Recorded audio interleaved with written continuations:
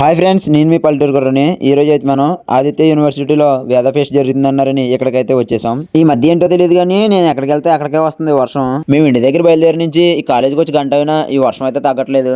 యారా బాబు, వేద ఫెస్ట్ అన్నో మాకేం చూపించట్లేదని అనుకోకండి, ఇక్కడ చూడడానికి కూడా ఏమీ లేదు. మేమైతే ఎలాగో వచ్చాం కదని కాలేజ్ అంతా 4 రౌండ్లు వేసాం. అప్పటికే లంచ్ టైం అయింది. మేమైతే అపర్ణదేవి క్యాంటీన్కి వచ్చాం.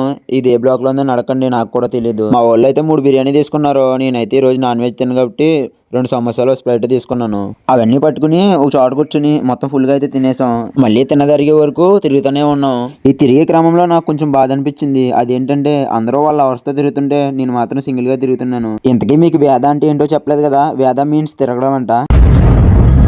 అంటే మీకు అర్థమయ్యేలా చెప్పాలంటే కాలేజీలో ఉన్న అబ్బాయిలు అమ్మాయిలు ఎవరికి నచ్చిన వాళ్ళతో వాళ్ళు తిరగడమే వేద అంటారు.